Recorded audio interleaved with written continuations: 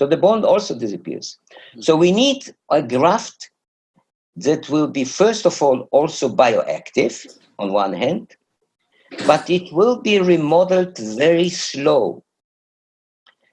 And it will be also that the new bone that is formed on it is like in ankylosis of a root, which means, and this is I would put it this way. What is the difference between ankylosis and osseointegration?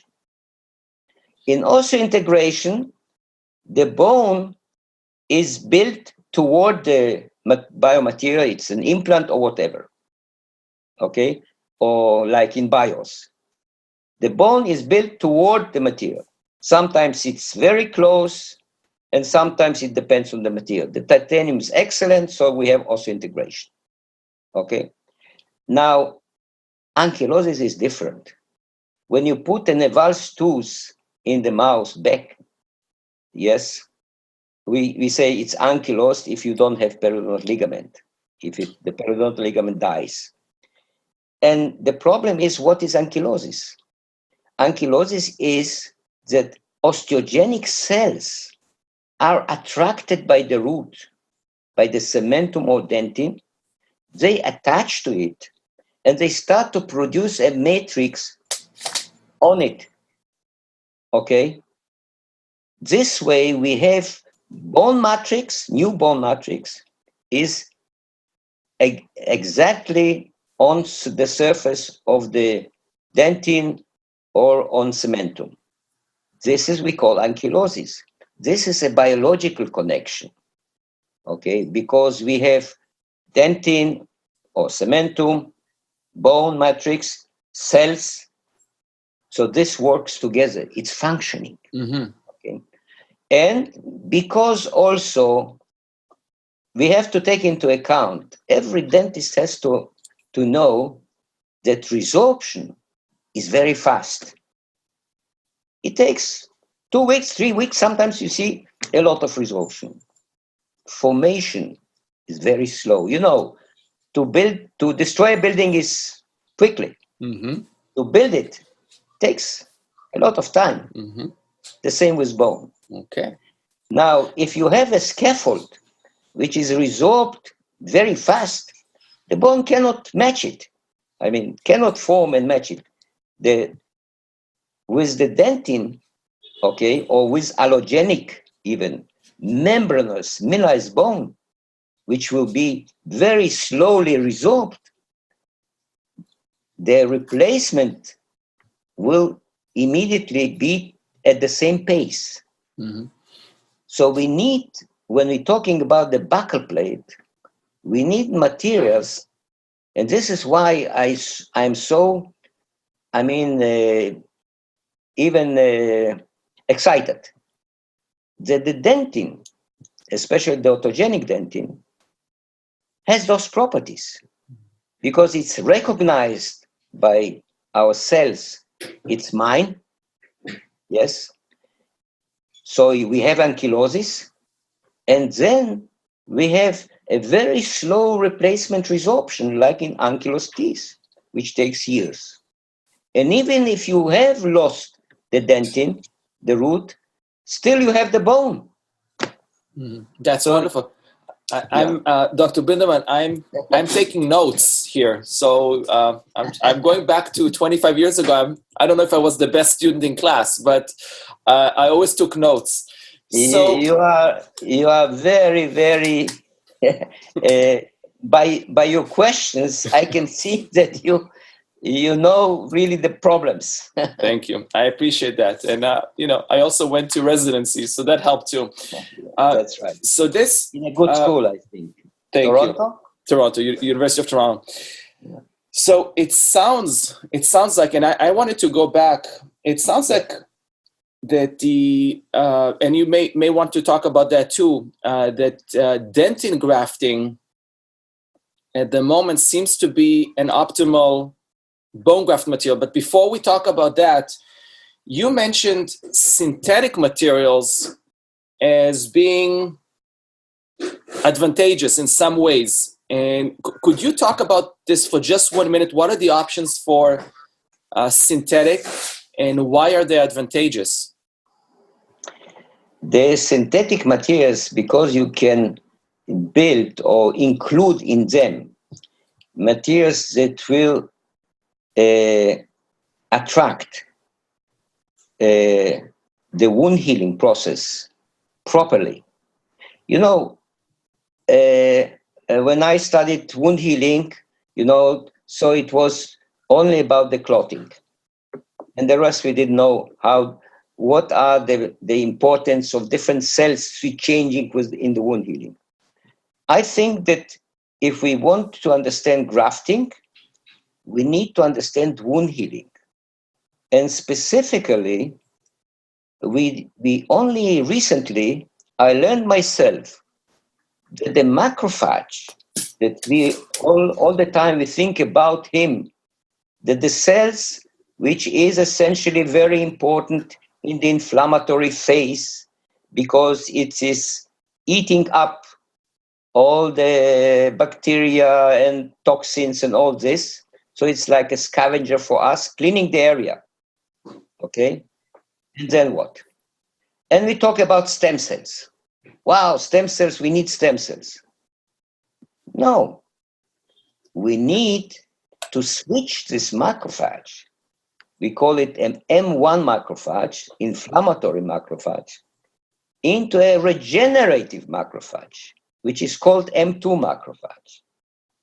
The M2 macrophage is bringing blood vessels, is bringing with the blood vessels perivascular cells.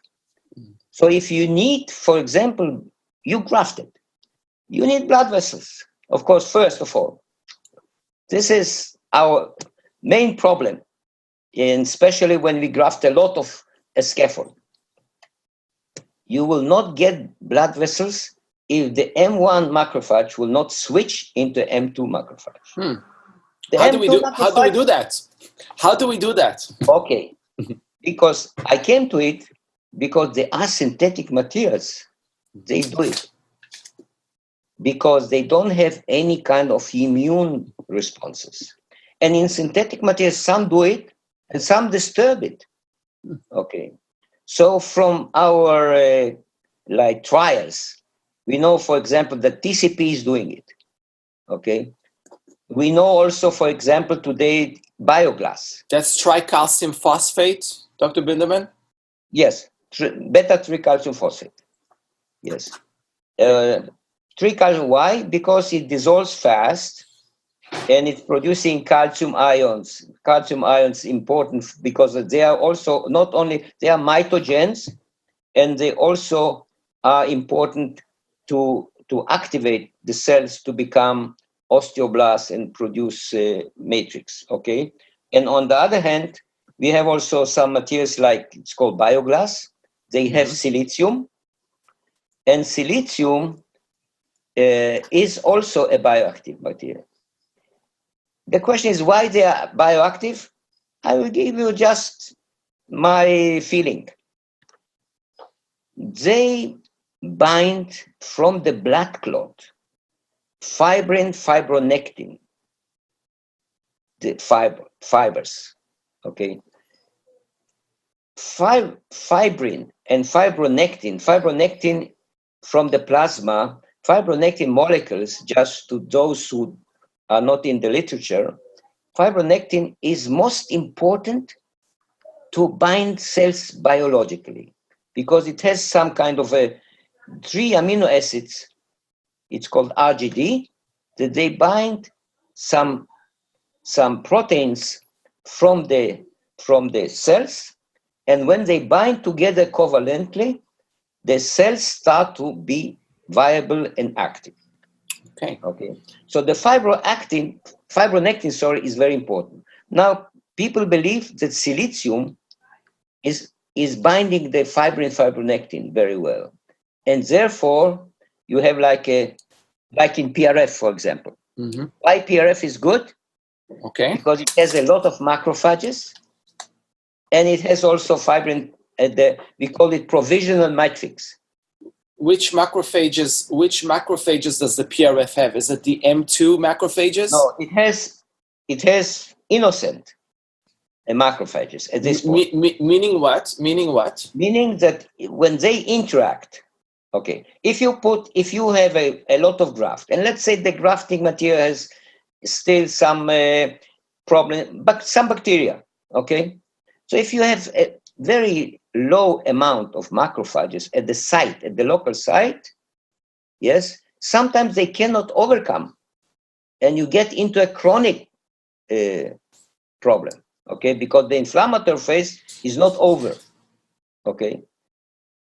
But if you bring to the area a lot of macrophages, they can overcome very fast the inflammatory process, and they can then switch to the M2, to the regenerative. Okay, that's so interesting. That's so interesting, and thank you for enlightening us. You see, but this is part of the wound healing process. Okay, why we need the PRF? You know, if you do a surgery on an 18-year boy or girl, you don't need it. They have so active and their immune cells are so active and good. But if you have a guy like me, yes, okay, you need PRF. You need to help. Or if you have a diabetic patient, yes, it's good to use PRF. And also a guy like me. Because I'm getting there. Dr. Binderman, let's switch gears a little bit and talk clinically about dentin grafting. This is not something that was discovered yesterday. It's been, how many years has this been around? Well, dentin grafting essentially is more than 100 years around. Wow. Why? Because myself, I graduated, I don't want to mention now, but it's 63, in 1963, okay? In 1986, we published a paper with some of dentists that you are also familiar with, that we could take teeth and transplant them into a socket of extracted tooth, and we treated the transplanted teeth with fluoride to prevent very fast resorption of the roots, and with other medication like biphosphonates you can use to prevent it. Anyhow, and they lasted for 8 years. They were ankylosed. Okay, so as I told before, yes, they were recognized ankylosed.